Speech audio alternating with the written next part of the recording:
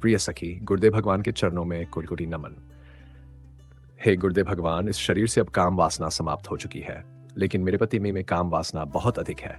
कृपया मुझे मार्गदर्शन दें। मुझे क्या करना चाहिए? देखिए, हमें अपने देखिए अनुकूल चलना चाहिए। जब पति और पत्नी विवाह बंधन में बंधते हैं, तो ये एक पवित्र रिश्ता होता है, जिसमें दोनों एक दूसरे का साथ देते हुए मित्र भाव से जीवन की यात्रा करते हैं। हमें अपनी रुचियों को जबरदस्ती दूसरे पर नहीं थोपना चाहिए, बल्कि समझदारी से एक दूसरे के प्रति समर्पण और सहयोग करना चाहिए। हम दोनों एक ही मार्ग के साथी हैं, तो हमें अपनी रुचियों को एक दूसरे के अनुकूल बनाना चाहिए। अगर आपकी रुचि उस दिशा में नहीं है, तो अपने पति को प्रेम पूर्वक समझाएं और अपनी रुचियों को धीरे-धीरे उनके साथ संतुलित करने का प्रयास कीजिए। ध्यान रखें, कहीं ऐसा न हो कि आपके व्यवहार के कारण वह गलत मार्ग पर भटक जाए। आपको उनका साथ देना चाहिए, क्योंकि आप उनकी अर्धांगिनी हैं। इस स्थिति में आपका ब्रह्मचर्य उतना महत्वपूर्ण नहीं होगा, जितना कि पति के प्रति आपकी समर्पण भावना और उनकी भलाई के लिए आपका साथ देना होगा। आपके पति को परमेश्वर समान मानिए और उनके साथ मित्रता भाव से जीवन की यात्रा कीजिए।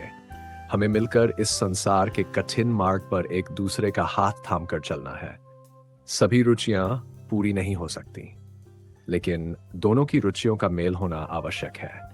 यदि दोनों एक साथ ब्रह्मचर्य का पालन कर सकते हैं, तो वह अच्छी बात है, लेकिन अगर एक की रुचि उस दिशा में नहीं है, तो दूसरे को उसका साथ देना चाहिए, ताकि वह इस कारण कहीं गलत मार्ग पर न चले जाए। आजकल हम देखते हैं कि छोटी-छोटी बातों पर पति-पत्नी के बीच तलाक हो जाते हैं। इसका कारण यही है कि हम अपनी रुचियों पर बहुत अधिक जोर देते हैं। जीवन साथी बनने का अर्थ है एक दूसरे की रुचियों का आदर करना और उनका सहयोग करना। तभी जीवन की यात्रा सफल हो सकती है। अगर आप ब्रह्मचर्य का पालन करके बैठी हैं और आपके पति इस कारण भटक गए, तो यह आपकी मित्रता और जिम्मेदारी में कमी होगी।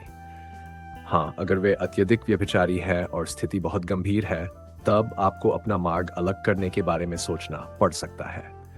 लेकिन यदि वे केवल आपके साथ और सहयोग की अपेक्षा रखते हैं, तो आपको उनकी अनुकूलता के अनुसार उनके साथ चलने का प्रयास करना चाहिए।